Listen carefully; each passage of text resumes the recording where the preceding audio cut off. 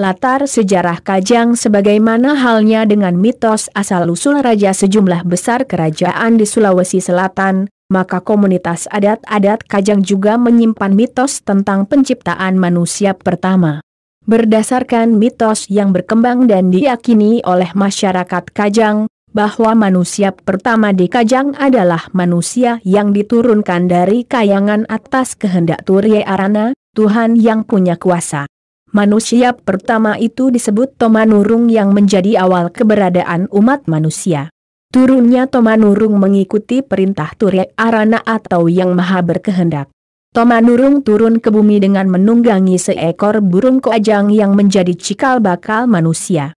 Dan hingga saat ini, keturunannya telah menyebar memenuhi permukaan bumi dan nama burung Kajang inilah kemudian digunakan sebagai nama komunitas mereka yaitu Kajang. Istilah Kajang itu sendiri mempunyai dua pengertian yang berbeda. Kajang dalam pengertian sebagai kecamatan berbeda dengan Kajang dalam pengertian yang terdapat dalam pasang.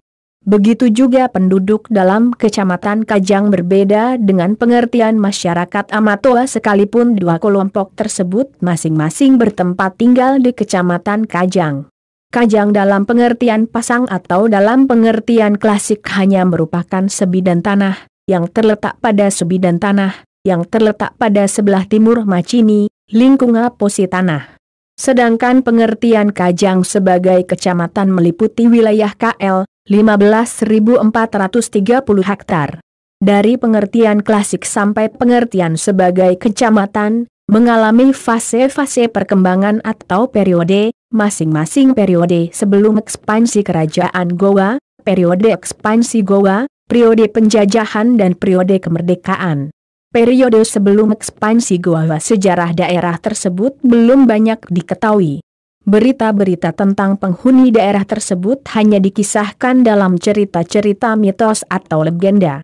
Dalam cerita masyarakat Kajang diceritakan bahwa pada awalnya perkampungan yang mereka tempati hanya sembulan-sembulan tanah atau tombolo, tempurung, dengan luas hanya 1 jengkal, sejengkal, yang dikelilingi air atau laut yang sangat luas.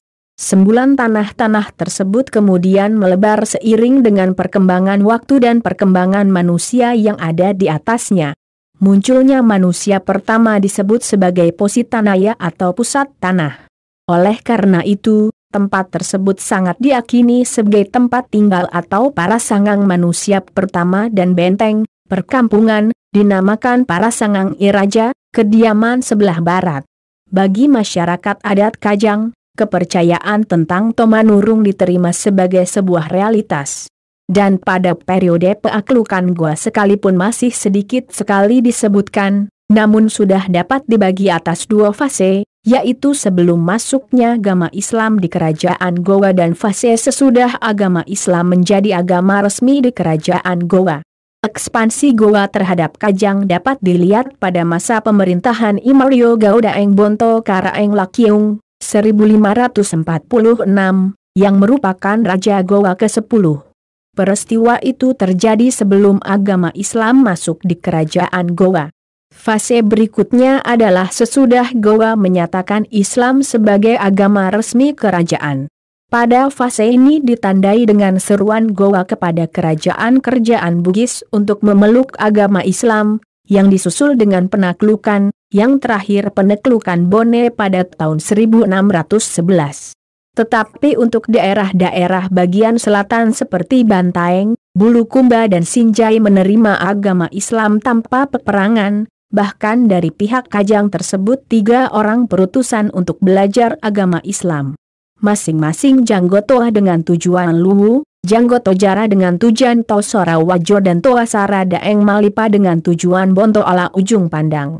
Kemudian pada masa penjajahan Belanda, Kajang merupakan distrik yang bernaung di bawah Onder Afdeling Bulukumba dan sistem pemerintahan seperti ini masih berlangsung sampai masa penyerahan kemerdekaan, namun sudah mulai dirubah dan disesuaikan dengan sistem pemerintahan yang sesuai dengan UUD 45 atau peraturan pemerintah lainnya.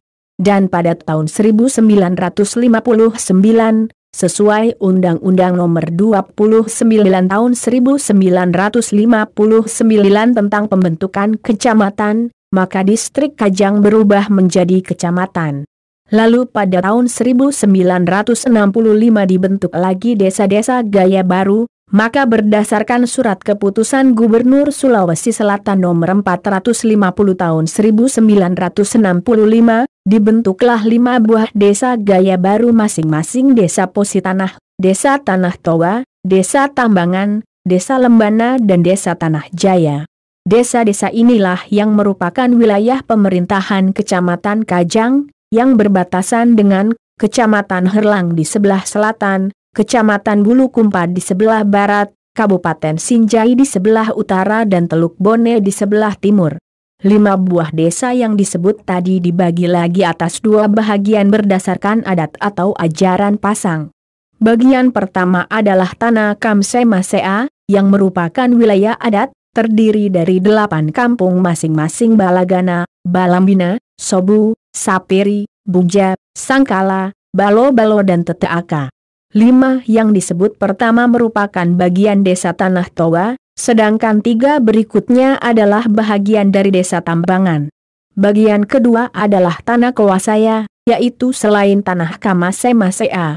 Tanah Kamasemasea yang berarti tanah yang dikasihani atau bersahaja merupakan daerah adat, di mana penduduknya diharuskan tunduk dan taat terhadap ajaran pasang. Sedang Tanah Kawasaya artinya tanah bebas di mana penduduknya boleh memilih mengikuti ajaran pasang atau tidak. Terima kasih sudah menonton video ini. Jangan lupa subscribe, like, dan komen ya, dan bagikan ke teman-teman kalian jika video ini menarik buat kalian.